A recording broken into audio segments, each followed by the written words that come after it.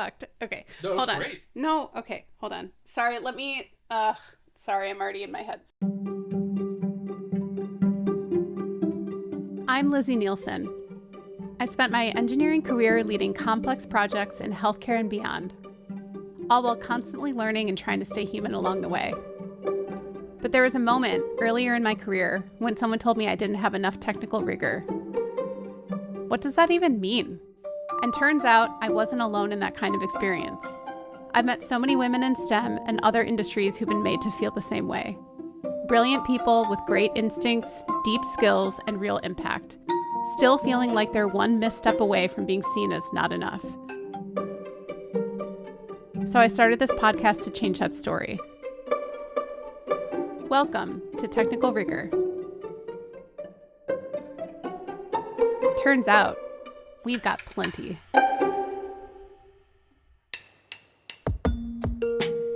Welcome to Technical Rigor. My name is Michael Neelsen, and I am not your usual host. I am actually the husband of the usual host, Lizzi Neelsen, my wonderful wife, who is brilliant and all things. This is a little bit of an unusual episode in the sense that I'm going to be interviewing her, kind of putting her through the ringer that she's going to put other folks through, and get a little bit of her story and the reason why she's wanting to do this podcast. So enjoy as we talk about the origins of Technical Rigor.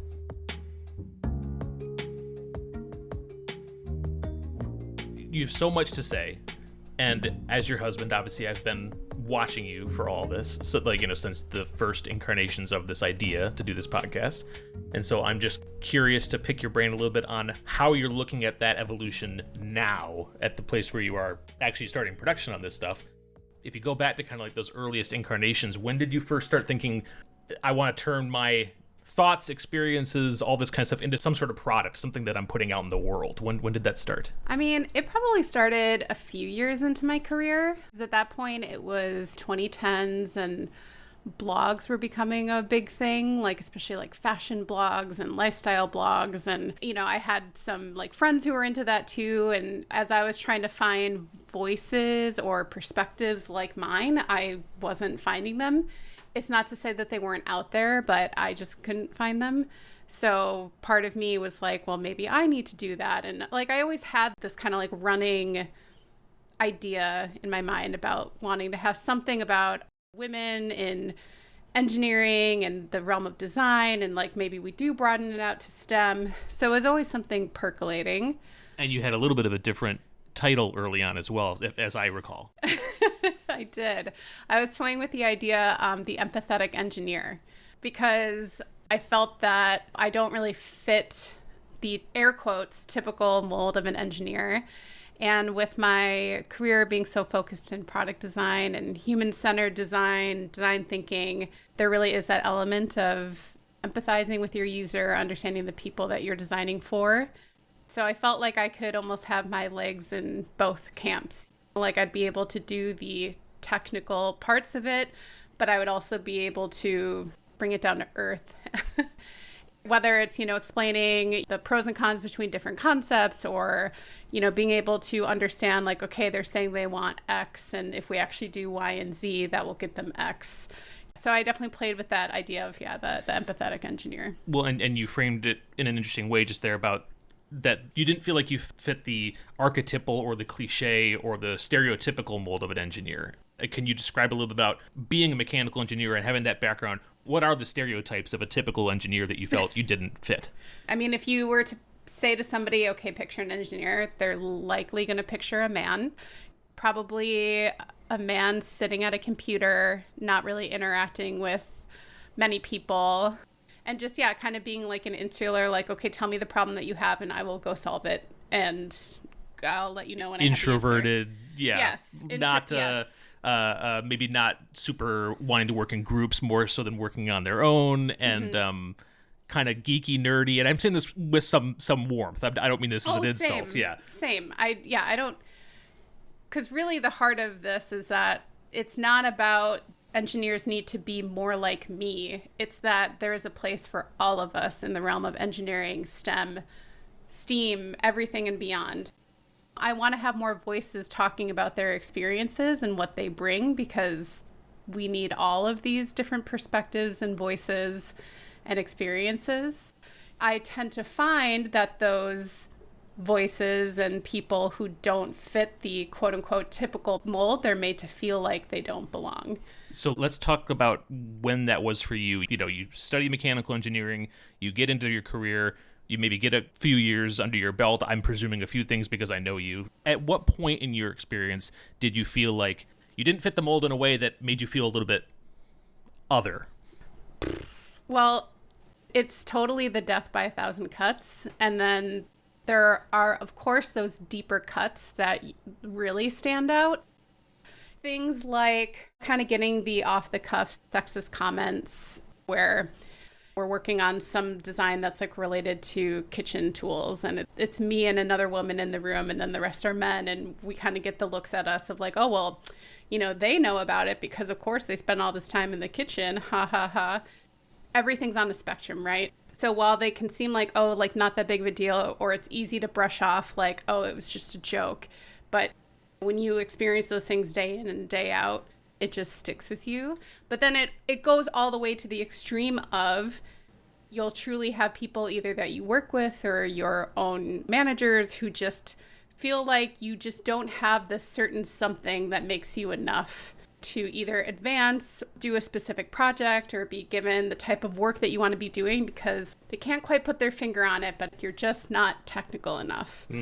Well, and I can say, as your husband, I can offer your listeners a little bit of a perspective here of the conversations you and I have throughout the years when you would tell me stories like this.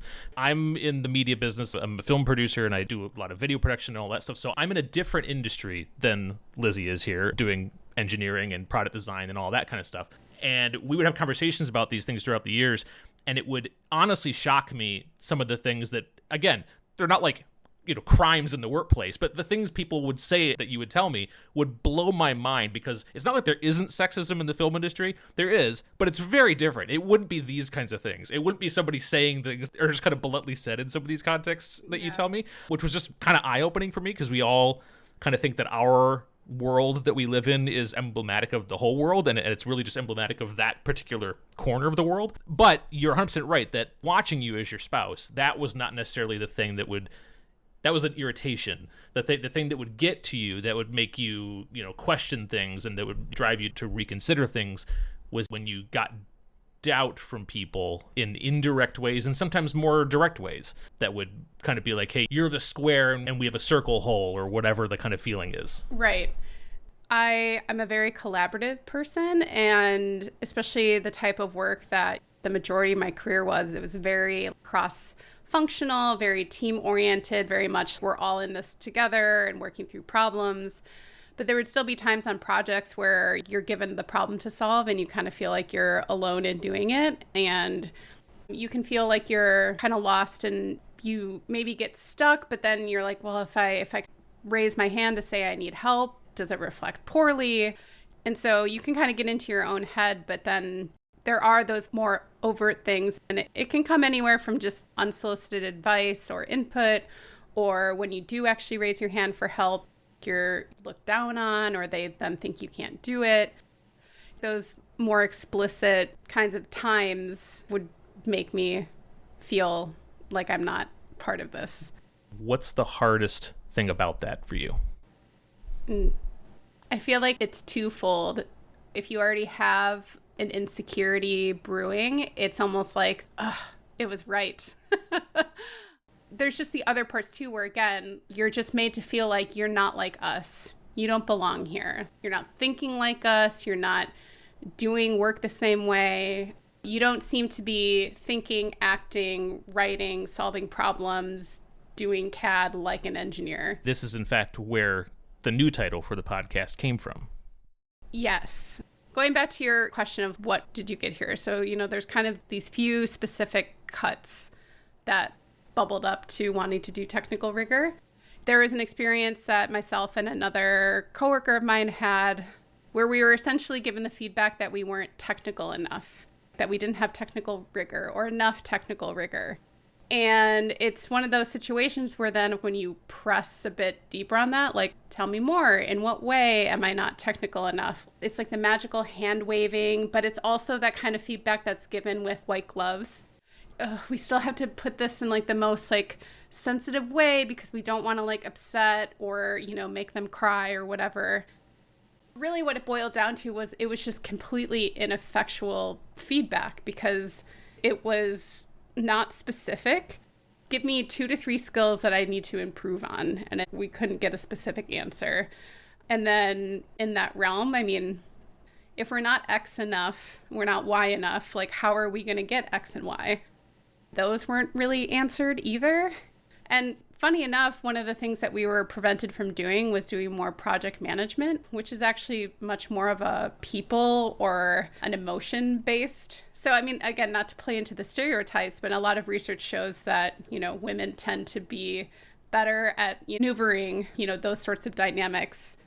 Yeah, it was just something that like really stuck, even to a point where I was told that maybe engineering wasn't really the path for me and that like maybe I should have been a teacher instead, which no knock to that. I actually did very seriously consider being a teacher. I love mentoring and mentorship. It was feedback that I was not asking for and was just given to me, with a straight face. And it's like, I don't know what to do with this information because you're essentially sitting across from me saying that this career that I'm like now double-digit years of experience in, maybe it's not for me. I think it's for me. And presented in a way that, here's some helpful advice, kind of like helpful career, like that was the tone, which was interesting. To go even further, it's not that I'm just sitting there going like, I think this is for me. It's like, I know it's for me. I've proven that it's for me. I've had tons of success that I can point to. It is for me. So what is it that we're doing here in this conversation? To your point, you were already between 10 and 15 years experience in the industry. You had a number of patents that your name was on. You had tons of experience and tons of success. This would be different than if you got this note perhaps in your first or second year. It would hit different. It would sound different. And if I think about any skeptic questions hearing a story like this would be like, well, how do you know the difference between legit notes or criticism versus something that fits this more kind of problematic situation? How do you think about that kind of stuff? If that had been given to me early in my career, we would probably not be sitting here today having this conversation. So that comment and like a few other deep cuts really rocked me. And I had the list of patents. I had the years of experience. I had all of the projects and like late nights that I had been figuring out how to solve really hard problems. And so if that had been given to me 1 to 2 years in, I'd be like, well, this person with X amount of experiences must know. And so, yeah, I would probably not be sitting here today. That figures into your desire to mentor, your desire to want to talk to people coming up to, help them with their stories of feeling like outsiders, all that kind of stuff. So take me from kind of that experience to the idea of starting a conversation with other folks that is in public and people can hear and take something from. Kind of a few of the other deep cuts that really cemented this idea for me is that I had some experience with, interviewing and getting different job offers. And I have had the experience of being either lowballed in the salary offer that I was given, realizing that I was woefully underpaid compared to my male counterparts with the same or less years of experience. And I've also had the experience interviewing for a senior or higher level position, and then what they came back and offered me was a level below. And in both of those instances, I did not take the roles, of course. And then at that point, the employers kind of fell all over themselves wanting to understand why, which, I mean, I had, of course, told them exactly why. And it was because, well, you offered me a job I didn't interview for and that I am woefully overqualified for. That's one of those stories that is most clear-cut in my mind. Their reaction to you not taking the role, I think, betrayed their lack of awareness of what they were offering in a way that other experiences, perhaps you could find ways to go like, okay, well, maybe in that particular case, it wasn't, connected to anything in particular. But in that one, for sure, I remember we had a lot of fun with talking about their surprise that you didn't take the lowball offer. Yeah, and I mean, I can say more about those experiences, but the idea behind this podcast, it's for anyone, whether you're just starting out in your career or you're 10 to 15 years in or even later, because a lot of these deeper cuts that I'm sharing were further in my career. And they still rocked me. And like, because I'm through them, I can kind of look back and maybe now have the good laugh about it. But I mean, you also know that at the time, I mean, it still messed with me. And it's still like, I really had to dig deep into my confidence to know that's not for me. I'm not going to do that. I know that I'm worth more. And one of the other reasons, or one of the many reasons I was also able to do that, is because as I shared what was happening, and especially on one of them, I talked to somebody that I knew and understood that this was a pattern that this hiring manager seemed to fit with other women that he'd either hired or interviewed. So it was this feeling of relief of like, oh, it's not just me. Because you do get into your own head of, well, maybe there's something about me, or you still have to reflect and be like, okay, how did I represent myself? Or like thinking back on how I answered questions. There could be room for improvement there. But even still, like that was where it was like I was racking my brain, because even though we could probably all do better on any sort of presentation, speech, interview, any of that, there's just no way I answered questions in a way that made it seem like I'm not senior or above, experienced. That's, I think, one of the things that connects all these stories of folks who maybe feel on the outside looking into whatever their sphere might be, whatever their industry is that you kind of are weighing two heuristics. There's one that says, I'm going through all this experience and I keep having this same odd experience, and it can't be me. It's got to be the fact that I don't fit this mold. And then there's the other heuristic that you're balancing as a self-aware, reasonable individual, where you kind of fall back on, well, hey, if I'm the consistent variable, it must be me in some way, right? And so you're kind of battling in your mind these two things, and it could be crazy making, I'm sure. Yeah, absolutely. And so whether it is this example of when I was lowballed in an interview, or kind of the comments you get from peers, your leaders, your clients, you start to feel a little less crazy when you actually open up and share with other women in the industry and people that you're working with, and you can share those experiences to be like, oh, it's not just happening to me. I don't want it to be happening to me or to you or to anyone else, but it does help you feel definitely less alone and less like, oh, like I actually have a flaw. Well, and that probably is explained by that stat that we talk about all the time, that in STEM fields, I forget who did the study or did the analysis, but the idea that if you hired one woman into an all-male STEM role, that woman would last maybe a year. Right. But if you hired two women at the same time, their retention was much longer, that they could kind of be there for each other in that context, being different, being out from the outside going in. It's so true. And when I think back to the places I've worked and being able to join the women's employee resource groups, or there's a company where we started our own women in engineering group and we called ourselves the STEMinists. It was just so important to have that connection, and not just for the, hey, what are you all watching? Did you watch the latest season of Love is Blind or Parks and Rec? But you felt like you had people who could be like, hey, I'm just like up against the wall. I'm totally stuck in this thing. Could I just like run something by you? You just have that network of people who just you can have fun with on a personal level and a professional level, and be able to learn from one another and grow. And I assume that's what your listeners can hope to receive in Technical Rigor now, is maybe you are that one woman, or you are that one person in some sphere where you feel that you don't fit for some other reason or whatever. Hopefully you're creating a space here that you can share stories and hear other stories and feel a little less alone. Absolutely. My overarching goal for Technical Rigor is to focus on talking to women in STEM and being able to, learn more about who they are just as people outside of work, what they do for work, how they got to where they are, where have they felt alone? Has there been times where they feel like they didn't belong? What helped them stay? What's helping them continue to stay? Because the entire pipeline of getting women and underrepresented people into STEM, it's all important. My experiences and just so many conversations that I've had with girlfriends and colleagues and, just people I meet.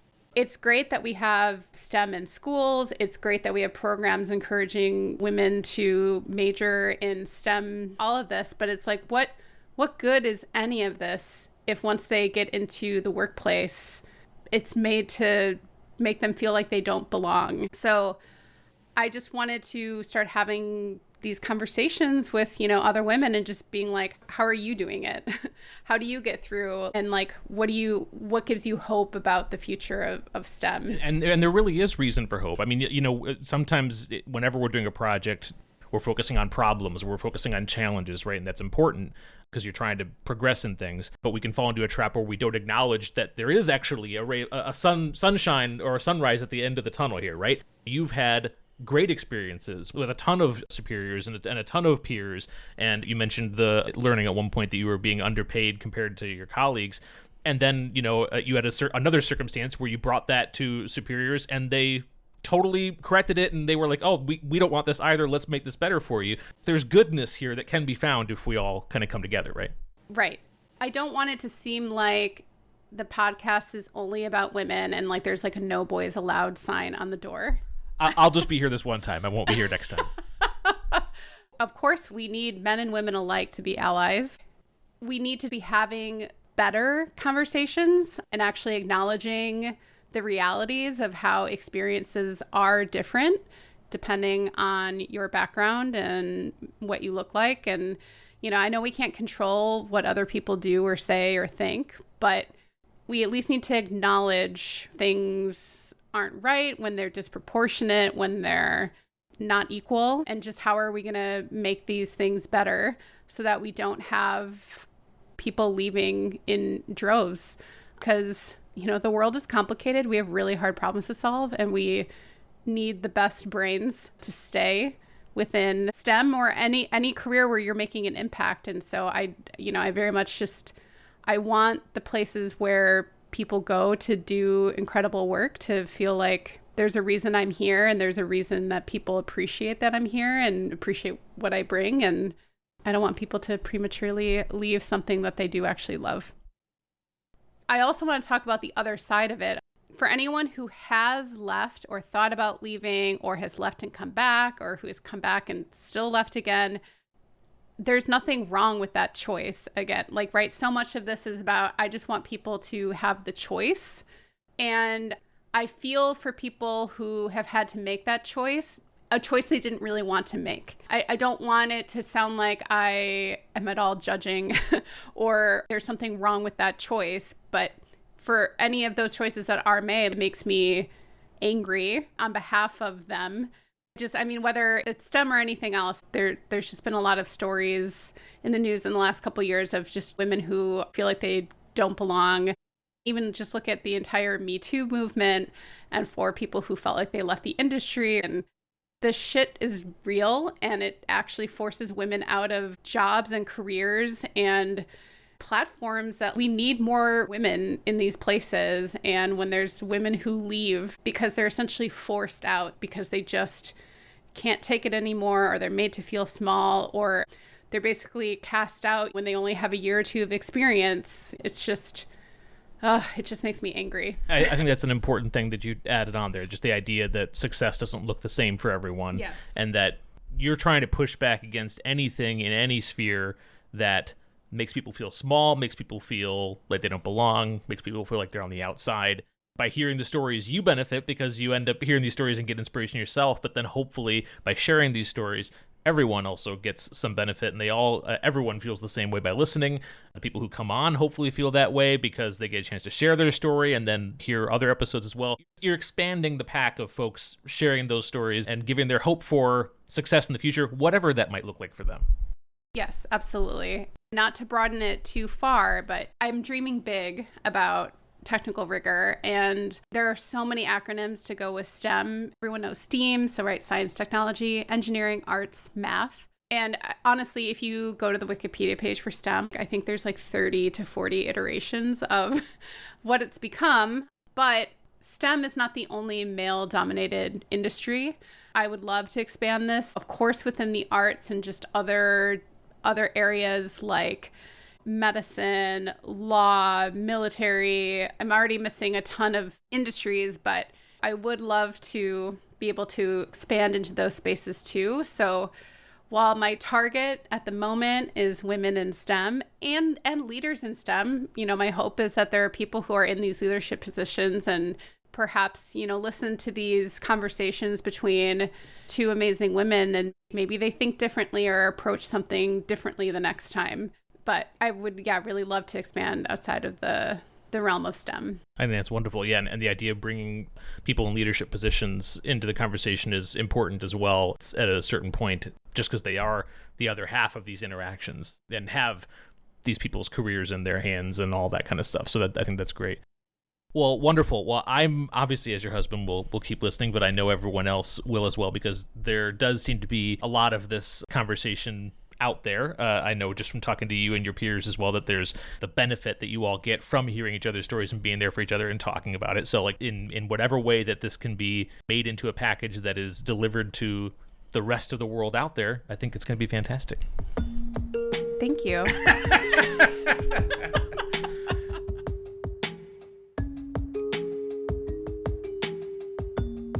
Thank you so much for listening to Technical Rigor. Follow us at Technical Rigor, and if you have any comments, suggestions, or people we should interview, please email us at technicalrigor@gmail.com. If you liked what you heard, please like, rate, review, and subscribe anywhere you get your podcast. So let's buckle up. See what Michael's going to do. He's going to really put me through the ringer. That's right. I like the let's buckle up. That's good. I can assure you, as a leader, if you think that that's going to make meaningful change, there are many more things that women on your team want before you stop saying the term "you guys." Okay, that's fine today. Tomorrow, now, what did that actually do for anybody? So yeah, right, absolutely. Right, exactly.